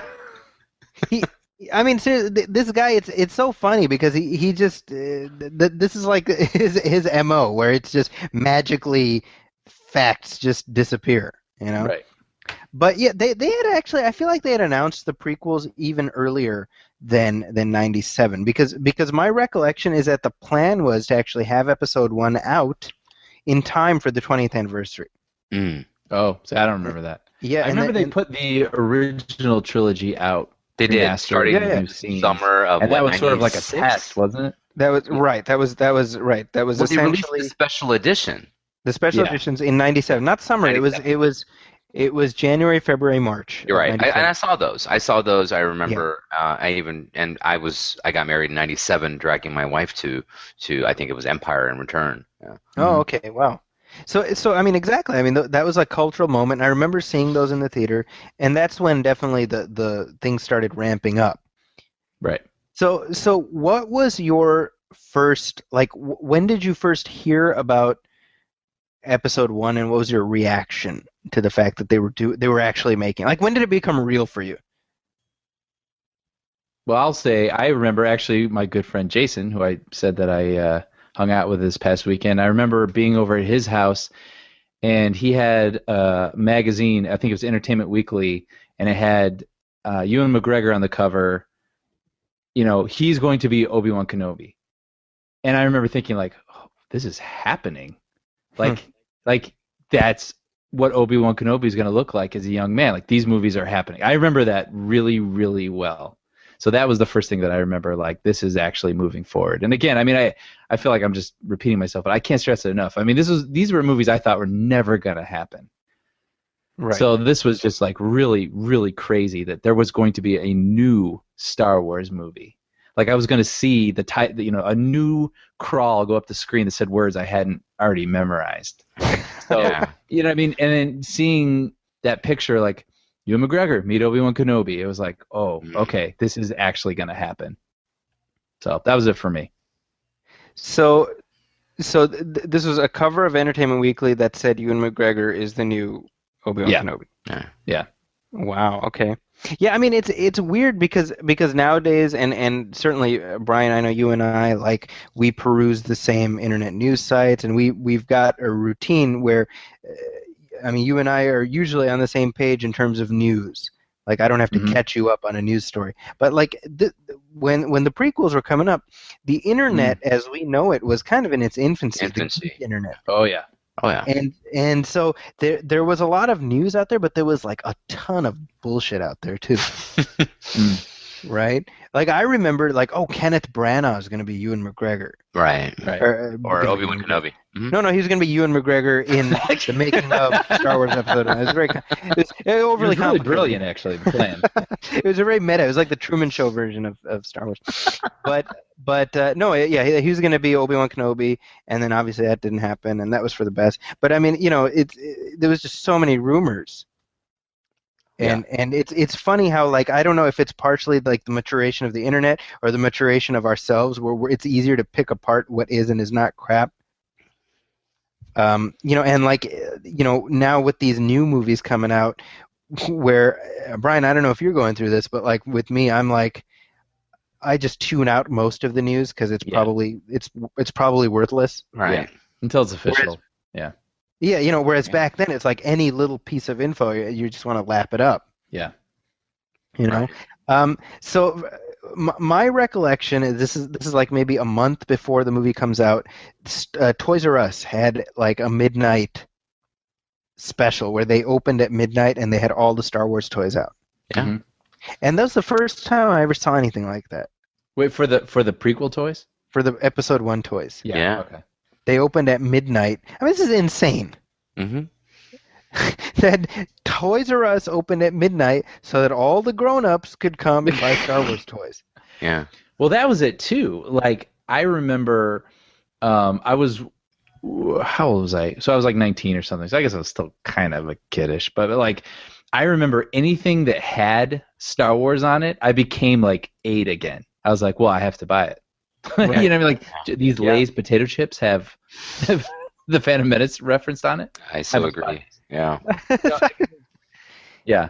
And you know, I think I know, and we've kind of danced around. I mean, we've talked about this, but you can't even draw like sort of an analogy in terms of like what it was like to know that these movies were actually coming out and to see whether it was a magazine cover. I mean, for me also, Brian, it was like my first, like, I guess, exposure to the fact that this was actually happening was another one of those magazine covers, and it might have been Entertainment Weekly, but it was actually them. I think it was Liam Neeson and Ewan McGregor, but in full Jedi regalia. Yeah. So yeah, and with their lightsabers drawn, and yeah, I just remember losing my shit. So Yeah.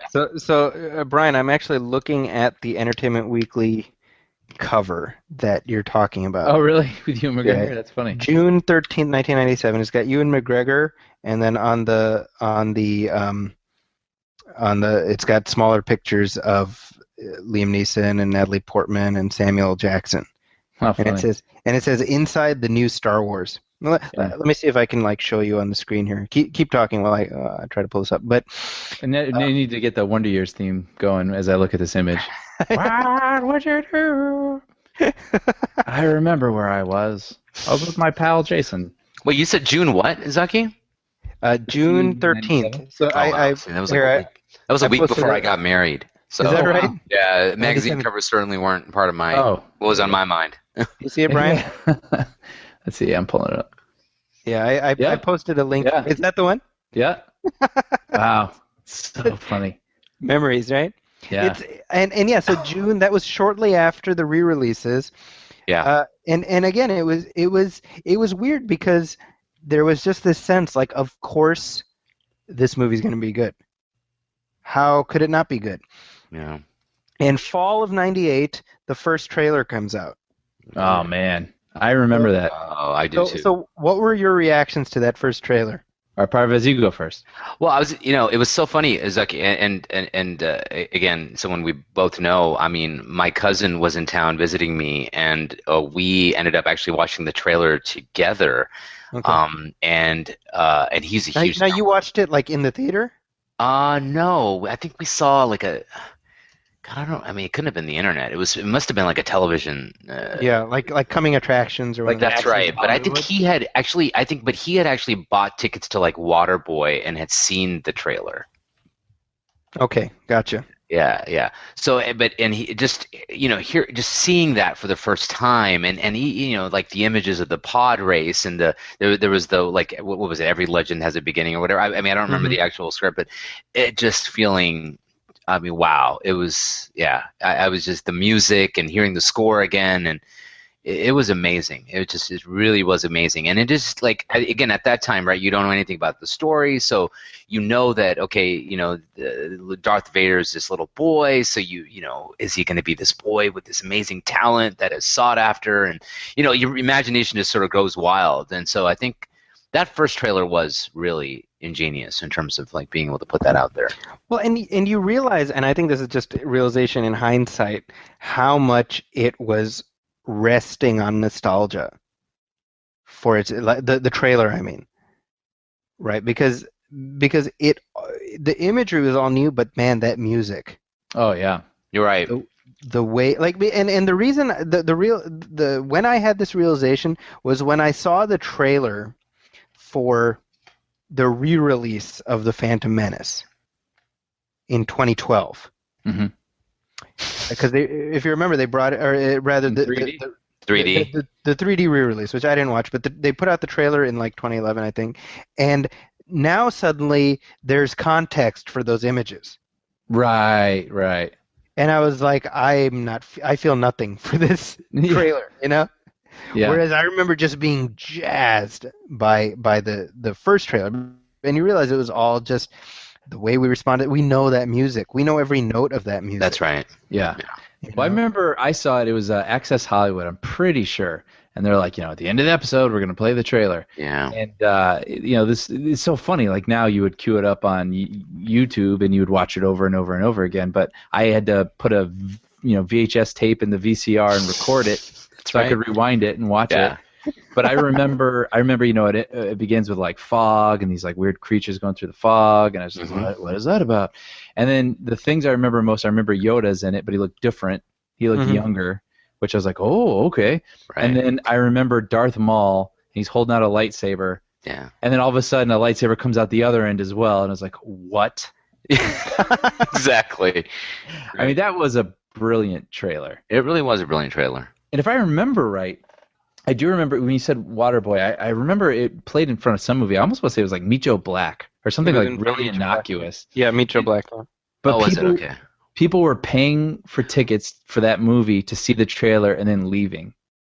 I know, and I wanted to ask you guys are movie buffs. I mean, like, I can't. Would this have ever happened like before the Phantom Menace? You know, it was a trailer, ever an event. Tickets.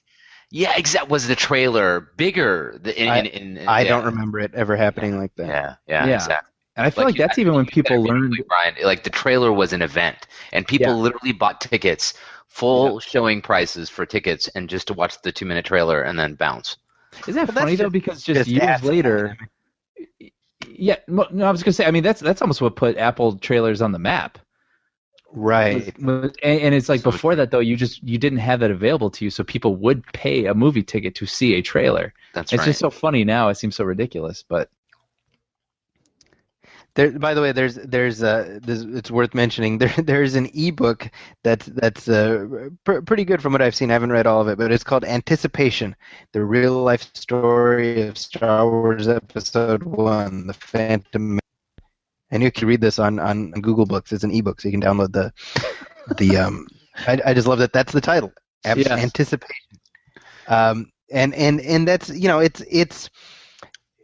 it's all there's that on the DVD of the Phantom Menace. I don't know if it's on the Blu-ray, but they had that great documentary, which is the whole making of behind the scenes. It's a very good documentary. It's called The Beginning, I think, and it takes you right up to when the fans rush in to see the movie for the first time, and the documentary ends with the Star Wars logo coming up.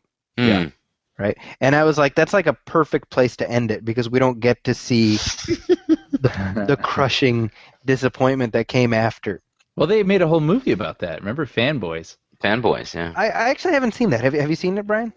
Yeah, it's okay. It's all right. I mean, the humor is what it is, but I mean, it was a very cute idea. You know, it's like these group of friends, they're Star Wars freaks, and one of their friends is terminally ill.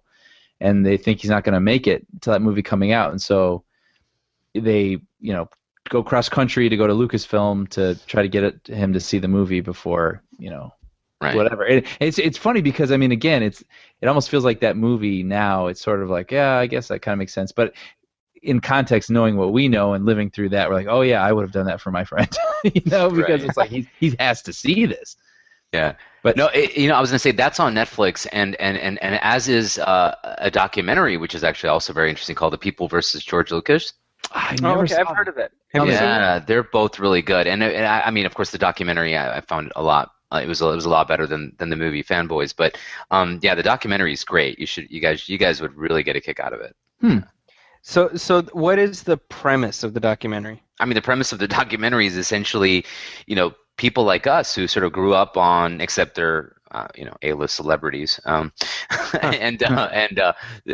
they are just talking about their experiences in terms of like growing up with this great franchise, and then just like the sort of cultural phenomenon that or I shouldn't say the phenomenon, but like the reaction, right, to the Phantom Menace and to the prequels in general. To the prequels in general. But yeah, it's just done really well, and yeah. Okay, yeah, I've heard of it. Again, that's been one of those things that I've never had the opportunity to check out. So we've talked about like the sort of early images. What was like? Remind me now, because again, I have so many posters in my mind. What was the first poster you saw, and what was the first poster that was released? Oh, it was the Anakin. Was it the Anakin with the shadow of Darth Vader? Oh, that's right. Yeah. And you want to talk about brilliant? I mean, as brilliant as the trailer, to me, that poster, which actually, still hangs in my study. I mean, because to me that it just captures like the 6 movies or whatever. But it's as close to Jake Lloyd as I'll ever get. But or recognizing his existence. I know, right? Poor kid. But yeah, that was just a brilliant poster. Yeah, he's in 2 terrible movies actually, because he's also in Jingle All the Way. I heard. Yeah, I haven't seen that. Jingle All the Way is just a special kind of bad. It really, I mean, It feels like that fake movie that plays in the background in a movie. well, yeah, you know the thing about Jingle All the Way is there was this whole run of movies in the 90s when Schwarzenegger would not do his action movies. Yeah. He would do like normal Family Guy type movies. Family Guy, lowercase f and g, not. Yeah. And it's funny to me because it expects us to ignore the fact that he's Arnold Schwarzenegger. Right. That Sinbad can outsmart him and right. outmaneuver him. Yeah. Sinbad. I forgot Sinbad is in that. That's right. Yeah. So Jake Lloyd was in that, and so when he was announced as being cast as young Anakin, people immediately turned to Jingle All the Way, as if that was the Rosetta Stone to help us figure out Episode 1. And I mean, it's really. I mean, we've talked about it before, but that kid, you legitimately feel bad for. Oh man, how his life has turned out. Yeah, there's that video that came out, maybe a year or two back, where someone's interviewing him, asking about what that was like, and I mean, that kid, he's seen some stuff. Like he had sadness and darkness in his body. Well, it's just, you feel really bad. People are like, George Lucas ruined my childhood. George Lucas legitimately ruined his childhood. Literally ruined his childhood. Yeah. I mean, there's only he has the right to say that. Yeah. True. Everyone else, it's like, yeah, I get it, but seriously, they ruined his childhood. It's like, yes, I hated him too. He sucked. He ruined that movie, but yeah, his childhood was ruined. So.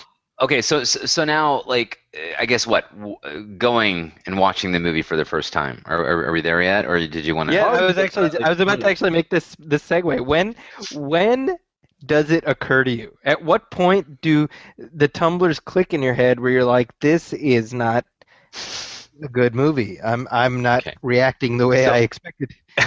So I probably have I don't know if it's the most interesting version of this, but maybe it's something that I now in hindsight don't have much shame in admitting. But I actually saw the Phantom Menace 6.5 times in movie theaters when it first released. 6.5. Yeah, well, the half is one of those sort of public sins that I'm going to, I snuck in. Yeah, exactly. After the fifth, or maybe it was the sixth, after the sixth screening, I snuck into the second half just to watch the lightsaber battle. Because honestly, that's one of the best battles in all 6 movies. Right. Yeah. I think I guess we'll talk about that. But for me, so Zaki, and again, I think an analogy that both of you I know will appreciate. It's like Homer Simpson and the pig, right? When Lisa does that act of terrorism, right, by launching his barbecue. Yeah. So it's like it's just a little slimy. It's still good. It's still good. It's just a little, it's just a little airborne. It's still good. It's still good. I mean, it's that I think that literally each viewing was me with the movie. Yeah. Yeah, I watched it the day that it opened. So I was here's my memory, because I was reviewing movies for the College of DuPage newspaper at the time, and I wanted to our production day was Wednesday. So we would get it in, we would get the newspaper ready on Wednesday, and then it would go off for the printer, and then it would come back on Friday. And the movie opened on Wednesday. Yeah. And normally what I would do is I would watch a movie and then I would review it in the next week's paper. But this one I was like, well, I want to have a Star Wars review ready to go when it comes out. So I went and watched it in the afternoon, and then I rushed back to the newspaper office and I quickly cranked out my review. And everyone in the office was waiting to hear what I had to say. And I was like, yeah, because right away I was like, and I still gave it a B-. I remember that too. Or no, I gave it like a B+, I think. Mm-hmm. Yeah. Which is because I was like, and I said the same thing in my Star Wars review that I said in my Kingdom of the Crystal Skull review.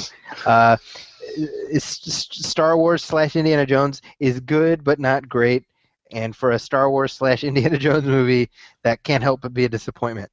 Yeah. Literally exact phrase, 9 years apart, with not intentionally. Yeah. Right. Just by chance, because that's the mindset. But I gave it a very mixed to negative review, and I remember taking all kinds of grief because I was getting angry emails, and like people even came into the newspaper office to like yell at me about it. Wow. Yeah. I remember that very distinctly. And so I feel very content about the fact that I called it as not being a good movie early on, and then the world eventually caught up to me. Caught up, yeah.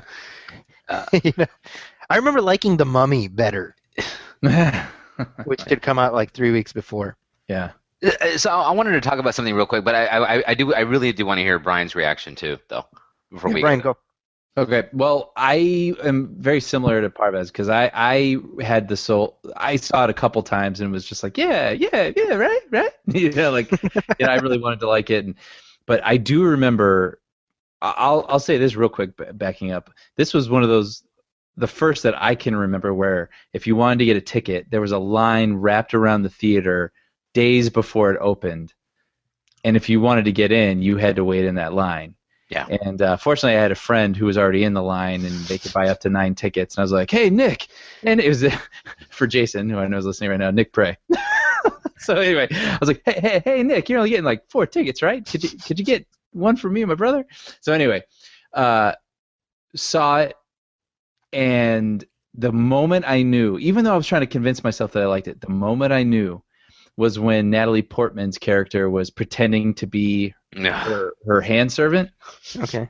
And I was like, or handmaiden. And I remember thinking, really? Like, because this is a movie I plan on watching like 100 times for the rest of my life.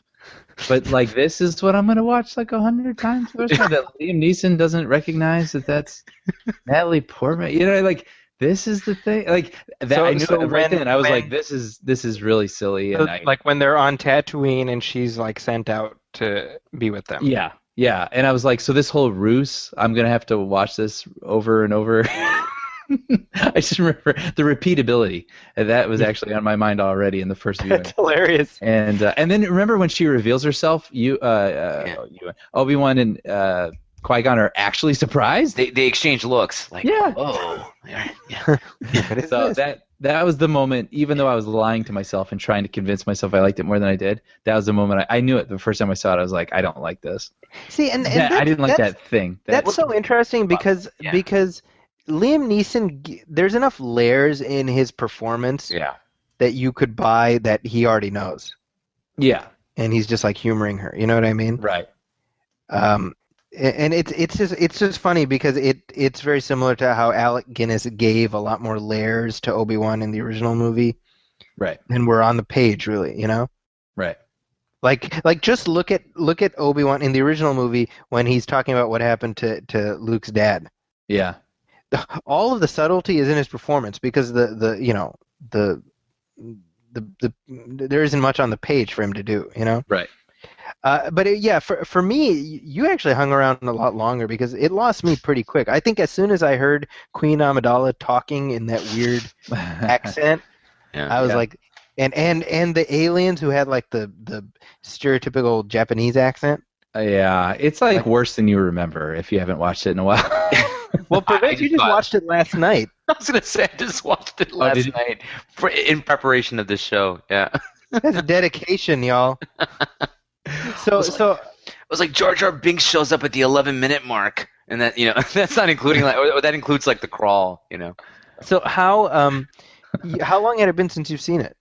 Oh, it had been a long time because I bought the Blu-ray, Zaki, like the 6-movie Blu-ray deal when it came out, and then but I spared my kids. I watched the original trilogy with them, but I spared them the prequel trilogy altogether.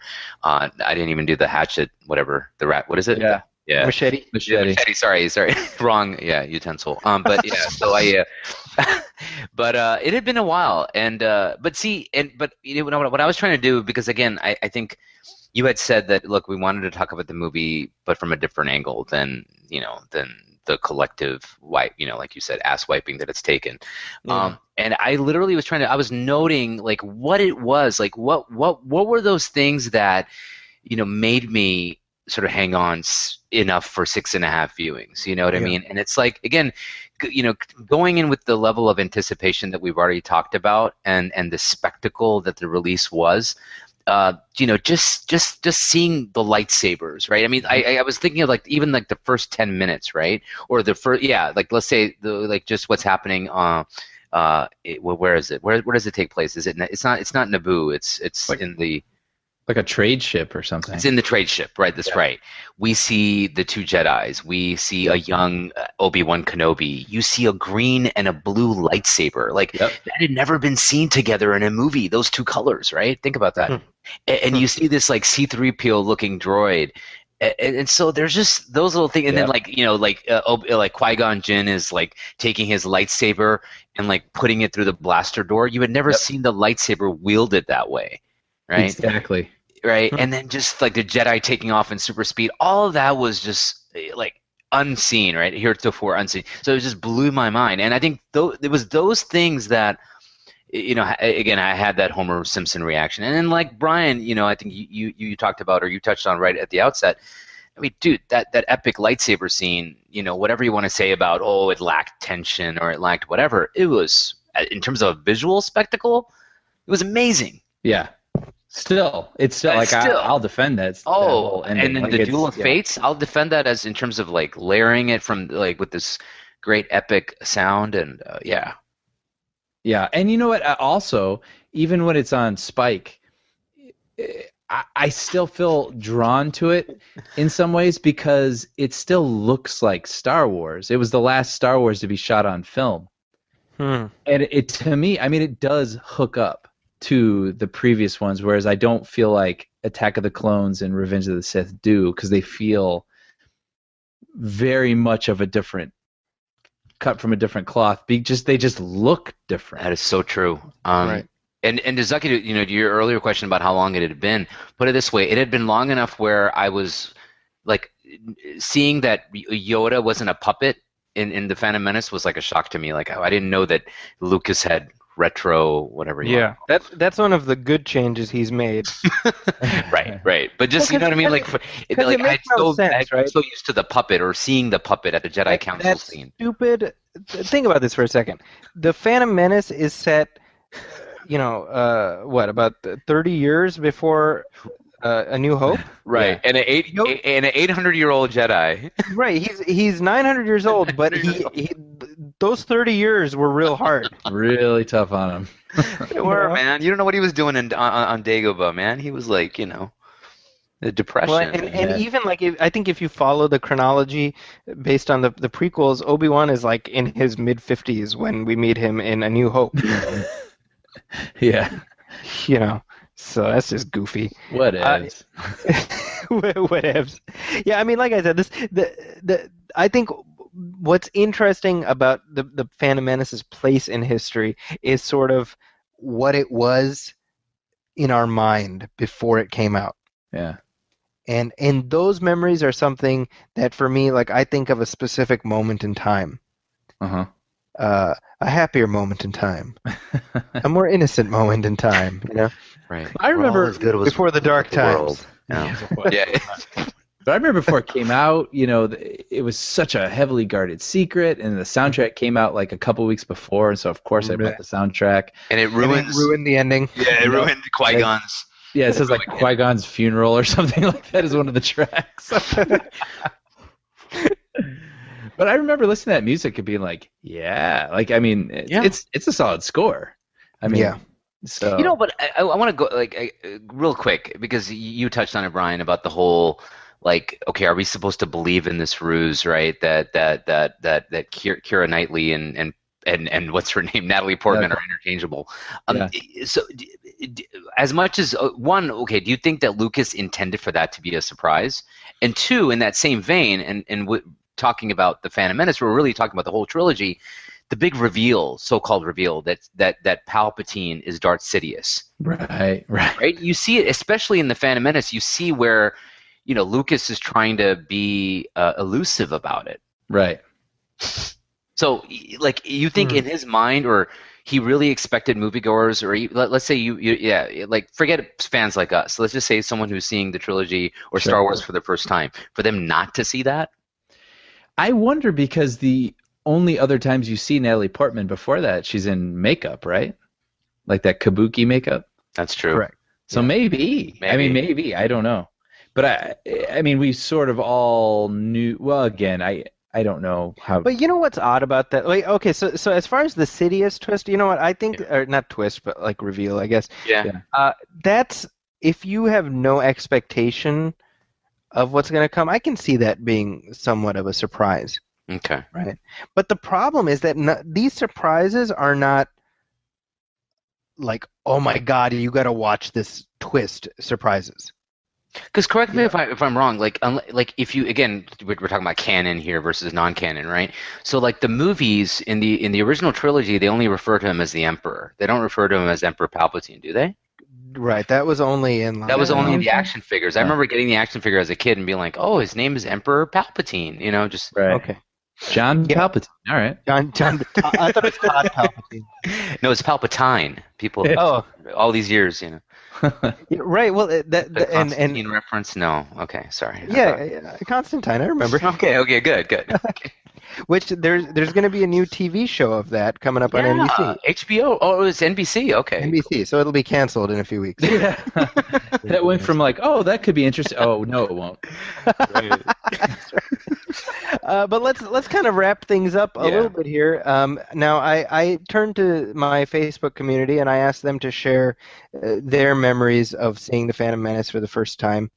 And so here are some of the more interesting comments.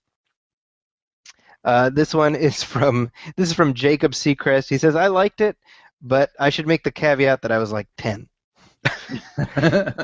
I first realized it was garbage after I rewatched it like in a waiting room at a mechanic in North Carolina where they had it on a constant loop a few years later.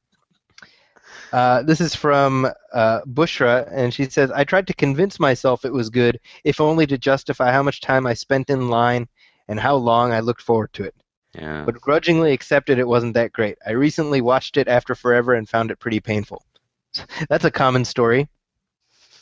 And this is my favorite from John Stalker, who's one of my former students. He says, I had the entire phone script memorized so I could get a jump on my phone keypad selections the moment the tickets became available. Oh, yeah, that's funny. That is hilarious. Wow, yeah. What a reference.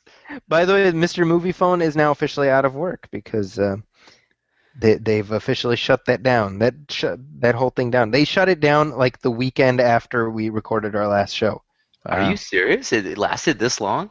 Yeah, because we just randomly mentioned Mr. Movie Phone in an episode.